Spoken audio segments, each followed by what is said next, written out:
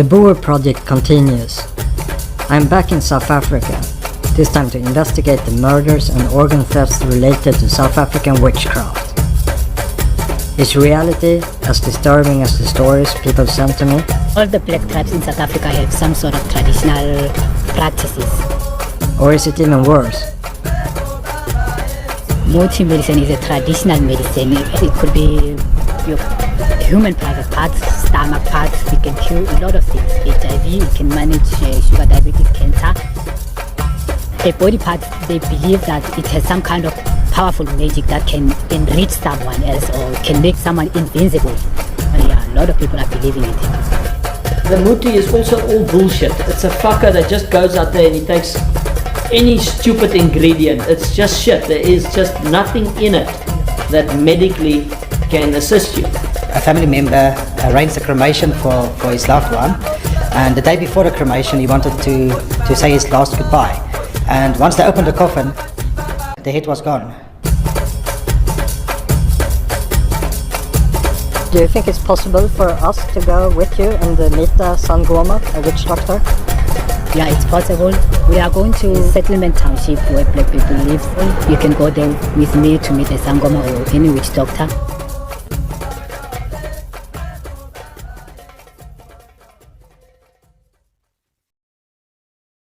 In the Zulu tribe, we call them Sangoma or Inyanga.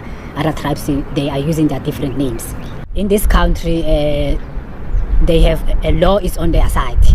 Yeah, the South African system recognize them as traditional healers, the same way as professional medical. Yeah, they practice the same way as medical professional.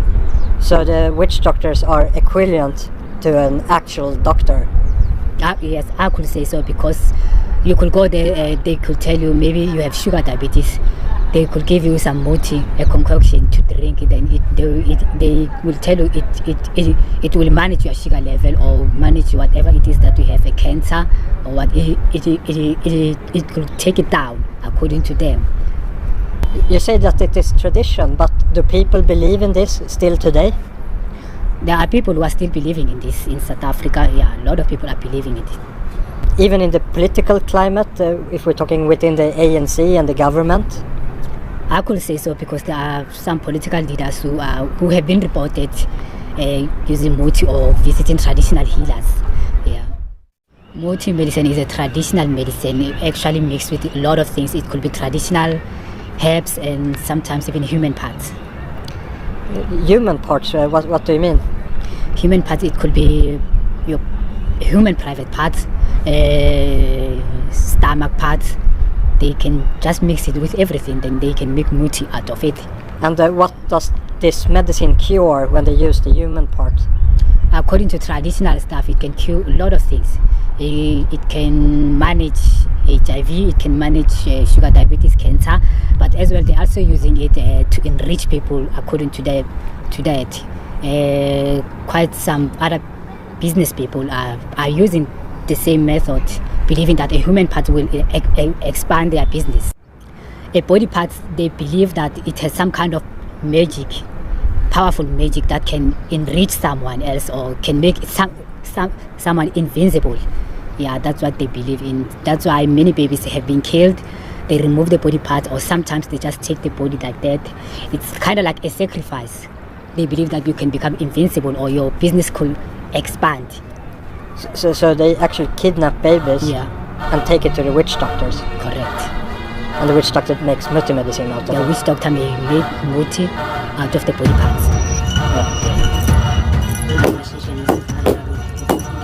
There are about 200,000 Sangomas in South Africa, and nearly 60% of the South African population have at least once consulted one of these witch doctors. But instead of Western medicine, the Sangomas will give their clients muti.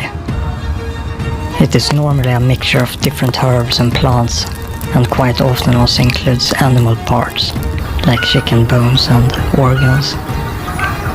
But when the normal muti medicine doesn't work and the client needs a stronger medicine, the Sangoma could turn to the human body for parts to create a more powerful muti.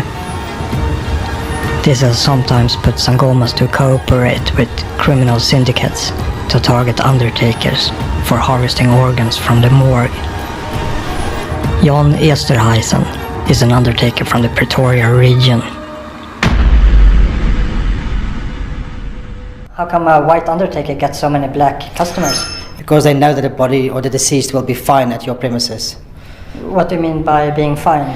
You know, it's been a long time now. You get like muti sellers, people who sell muti, cutting off body parts of deceased.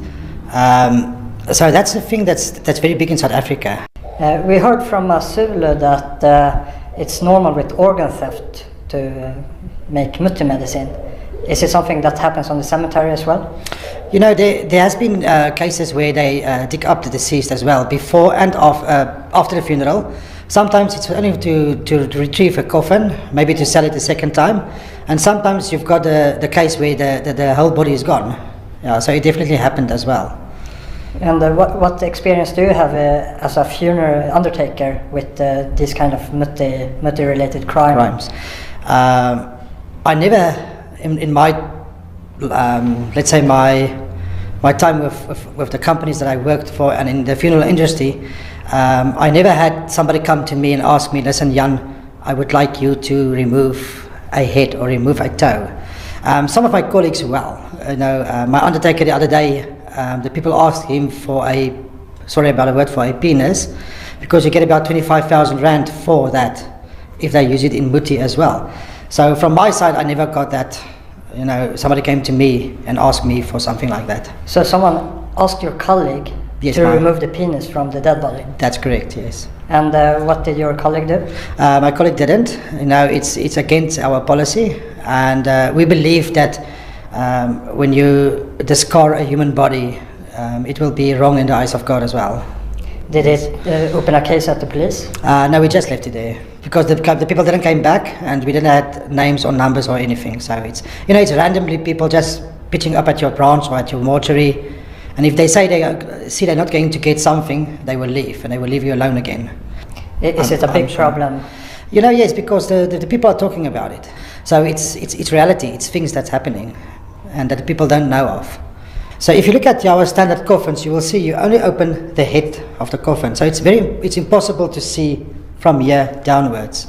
And that's normally when the people go and they take off any body parts and selling it for muti, because you cannot see it. The only thing that you are seeing is the head of the deceased. That sounds so shocking. I know, but it's true. Yeah. Even if you look at cremated remains, the ashes, it's been in our newspapers recently, and also we had confirmation from the SAP as well, that the drug lords are using human ashes to mix with drugs to sell it to the people. So at this moment we are busy making a private memorial wall where people can put their ashes to keep it safe from things like that. The need for private memorial walls is the reason why private neighborhood watches not only patrol their neighborhood, but also include cemeteries to keep the dead secure from the living.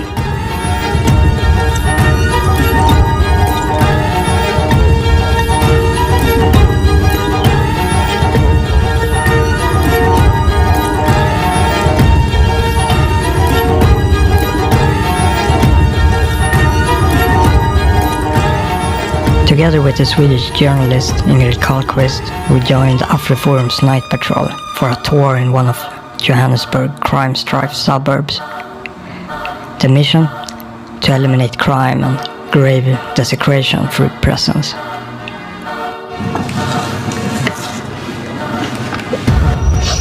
Och vilken spöklik kyrkogård. Liksom, de stod lite huller om buller och var jättetätt. This graveyard is supposed to be a quiet place.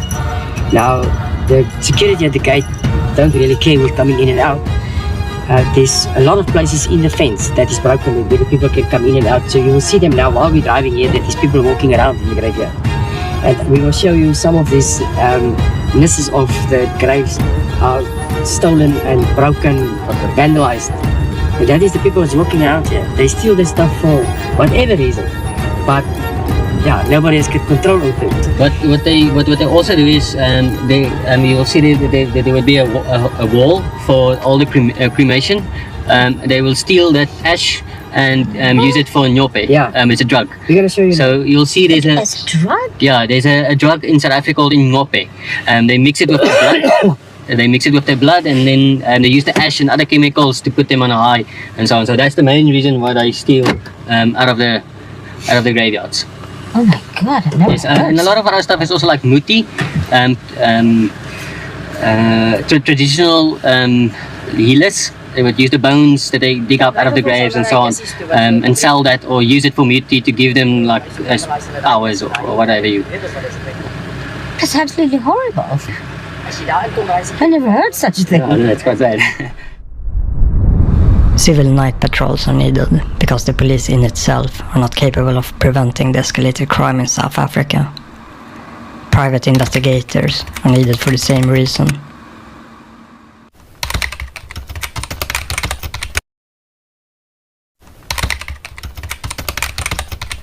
Many years ago, I would say, it could be 10, 15 years ago, I once did a very serious investigation into the morgues because there were complaints that came to this office stating that once a loved one, when they went to visit them, the jewelry was gone, and some other people came and said there were some organs or body parts gone.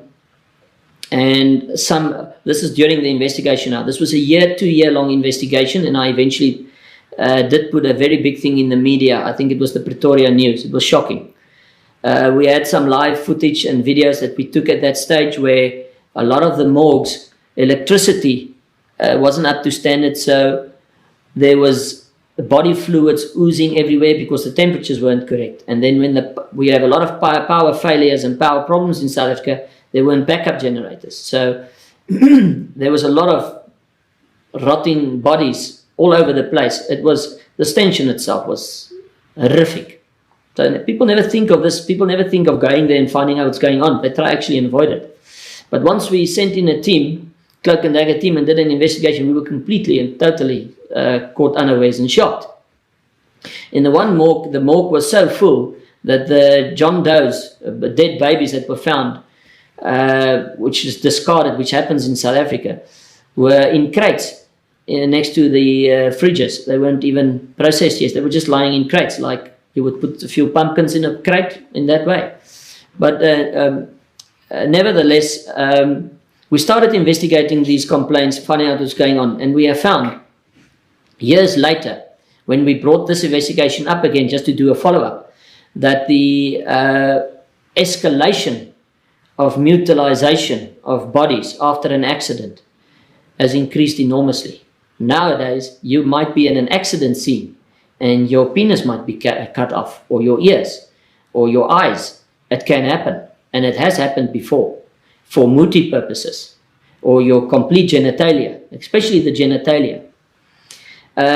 We have spoken about what they do to babies. Babies plays a very big role amongst the sangomas because of the innocence of a baby, a slaughtered baby, or the organs of a baby, whether it's eaten or the blood poured over you, can heal you from absolutely everything and fulfill your biggest wishes and desires. This is how bizarre this is. But we then also found out that even during the ambulance trips, things could be removed from jewelry and expensive stuff. And at the accident scene, as I've said, the expensive stuff would be taken. And sometimes we have found that the ambulance unit might be involved with a tow trucking unit, might be involved with a morgue, and might be involved with the undertaker. And that's why you get situations where there's so much money offered for specific body parts. Make no mistakes, these Mangomas are extremely rich.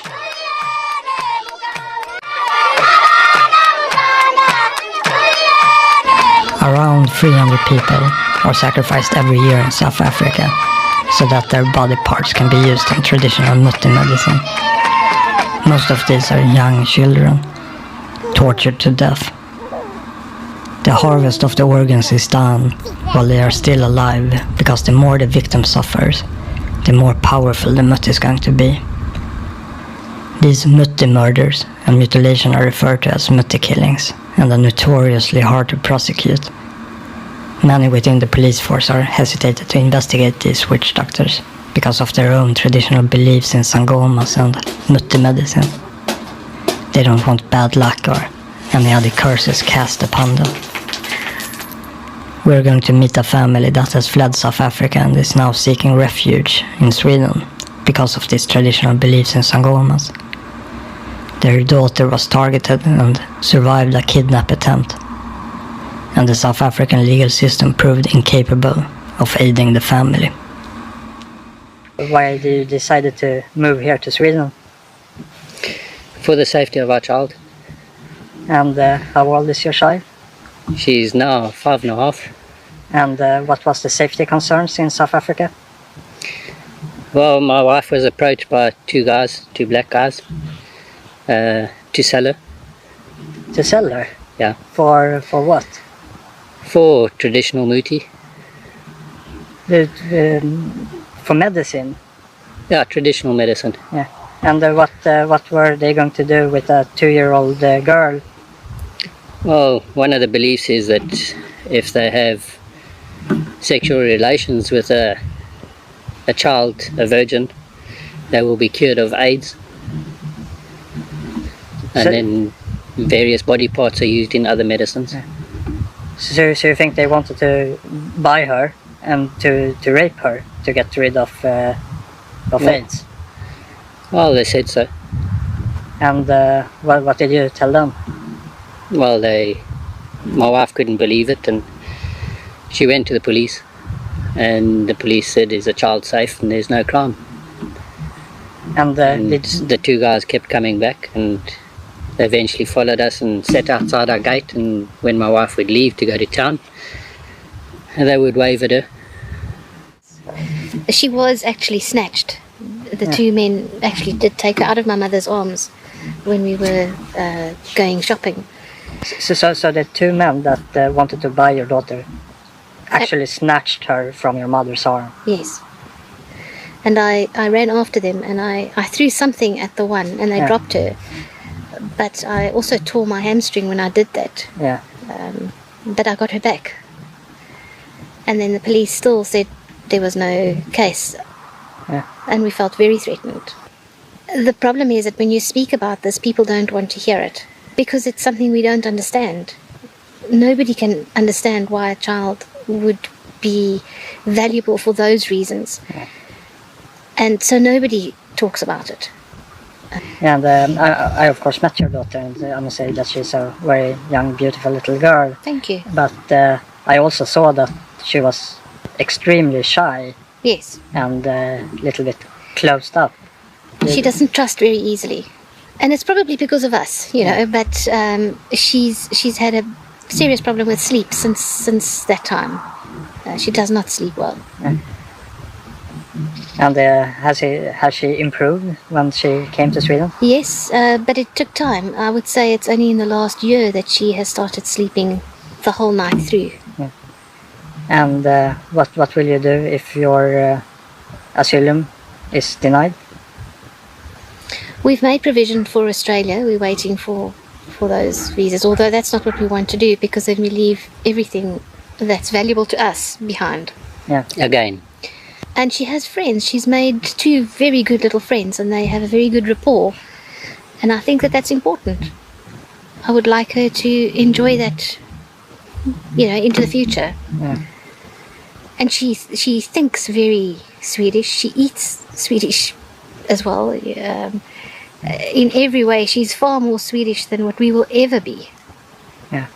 Even has her own dialect. Which is Southern. okay. Nice. Okay. Thank you very much for sharing this story, and I wish you the very best, and I hope that you will be granted asylum, and I hope that you will keep me updated in the process with the Swedish authorities of the development in the decision. Thank you for your time. Yeah. Thank you very much. Thank you.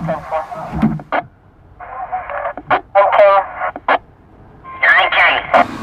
During apartheid, witchcraft was forbidden under the Witchcraft Suppression Act of 1957. This meant that sangomas and their practice was outlawed. This changed after 1994. Sangomas are today legally recognized in South Africa as traditional health practitioners. Sangomas are regulated and certified under the National Department of Health, together with medical doctors and nurses. Most of these sangomas mostly use roots and herbs for their muti, but belief in the power of organs and other body parts creates a demand for vigorous muti when the usual herbal mixture doesn't work. Desperation and superstition continues this bestial tradition. We are back where we started with Saki Mkisi. He has arranged for us to meet a sangoma, a witch doctor. We are going to Olivenwoodport, the settlement township where black people live. That's where we are going to meet a sangoma there. So I used to live there. I have moved out of there due to the job I got, and as well as crime. Crime is too much that side. Yes, there's violent crimes, brutal killings, even necklacing crimes. Necklacing is normally happening. Maybe they accuse you of maybe a crime, house robbery, hijacks, rape, even witchcraft. If someone has spotted you committing the same crime, they can organize some community members to come and necklace you. So if you are a suspect of witchcraft, the black community could necklace you? Definitely could necklace you. The black community can definitely do that to you if they suspect that you have involved in someone else's death through witchcraft. They can come and necklace you. Necklacing it's a tie. They put it under your neck, then they tie to your hands and legs so that you cannot move. Then they pop petrol on you and then they set a light. And they did this in your neighborhood? Yes, they did this. They burned someone alive. It's not the first incident, maybe twice or third incident, burning someone alive with a tie. So it was very dangerous for me to stay in that area. So I have moved out.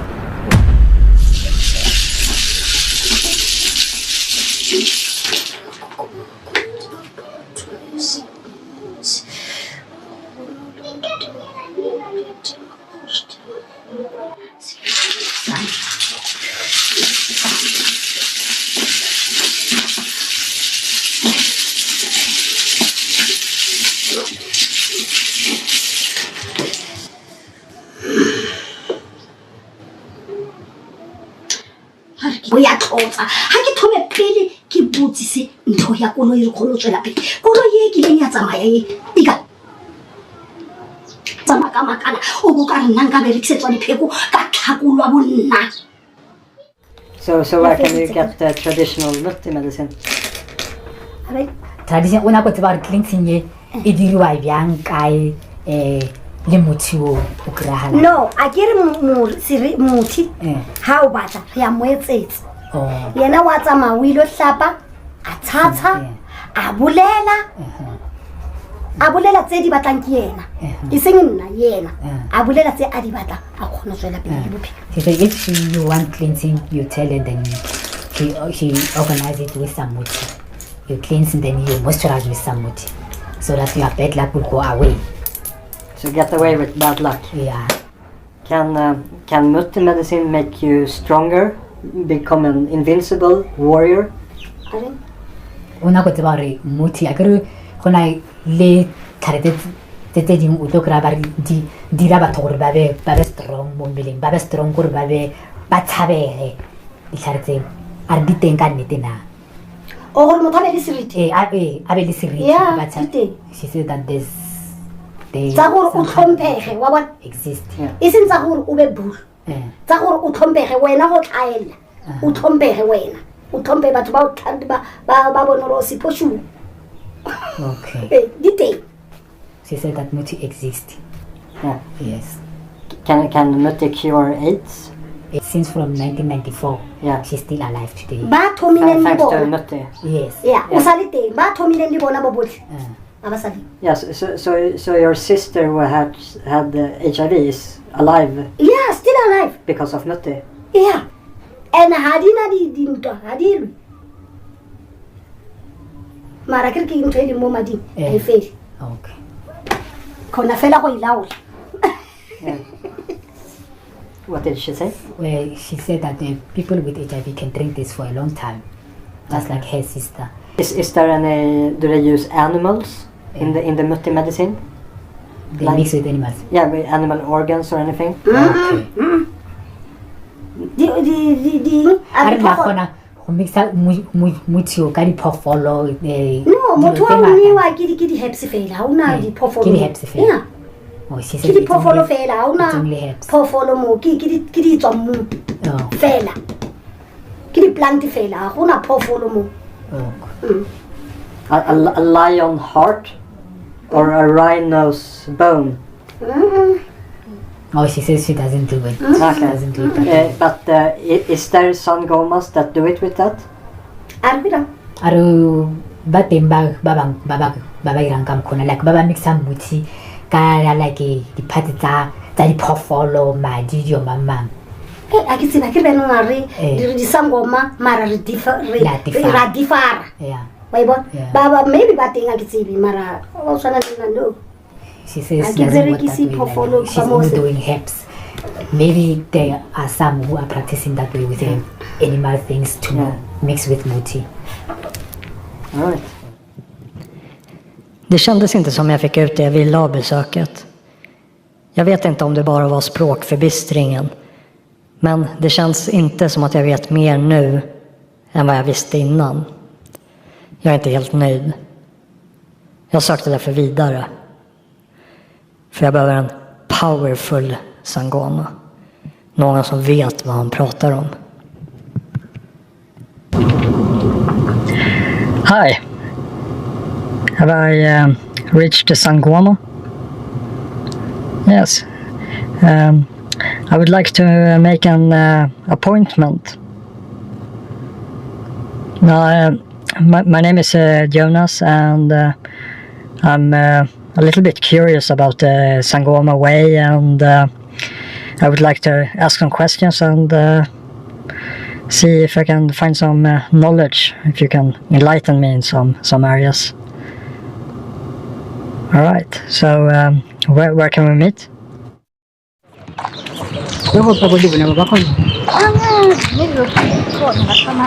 I think it's a bullet. Oh, I think. Oh yeah, he does have the keys.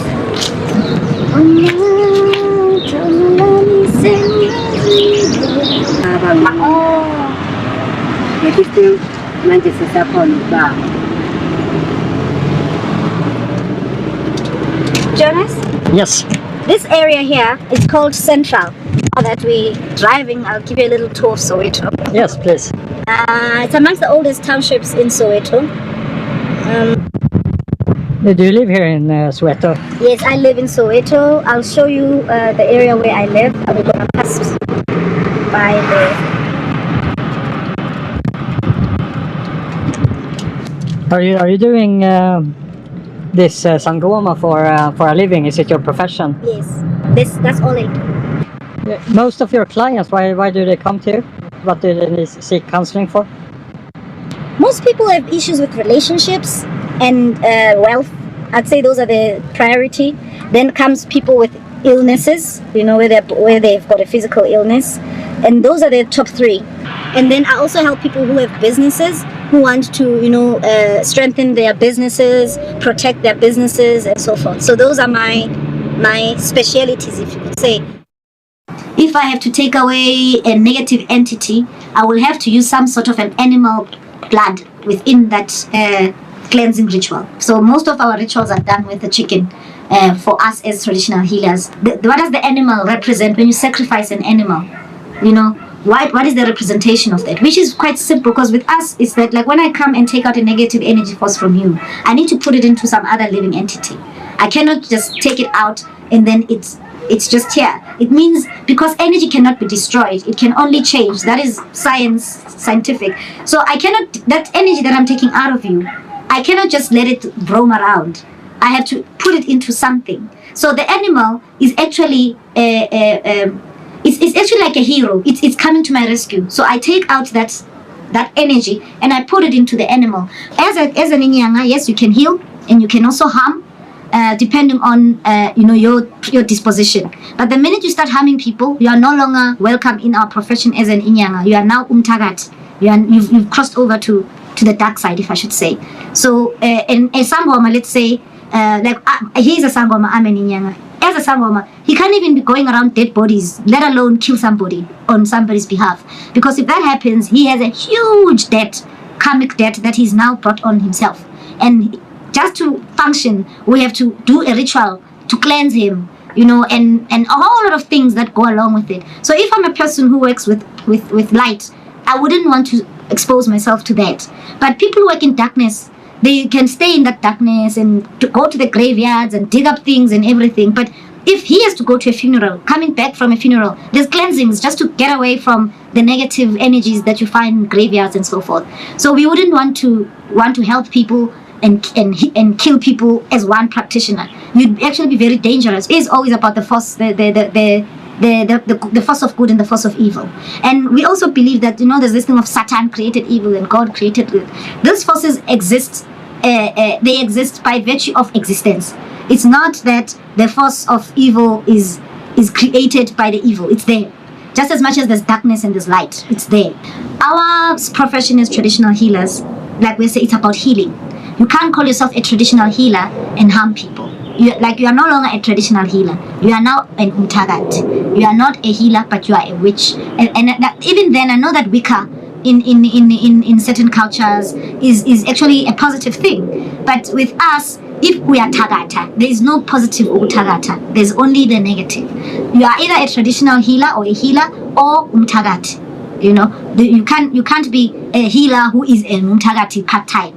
How much of a problem is it with sangomas that have turned to the dark side and use body parts for mutti or go to the graveyards and because we live in an era of people who are desperate for wealth, people desperate for power as well, politicians and so forth. During times of election times, when the politicians need to be elected, you could find some people missing because people are doing rituals to get power.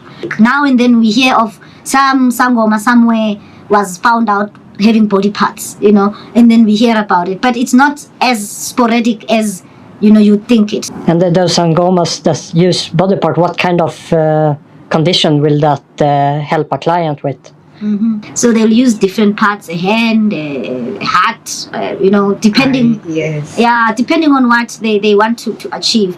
But what it is always about, it's about you getting the power to have power over others. If I want to rise in politics and I want to be somebody who's feared in my community, I'll use other body parts to create a muti that will give me fear. When people look at me, they fear me, and they would do that. And others would use a ritual for what they call a money ritual, and then they would create a dark force that would help them to have money.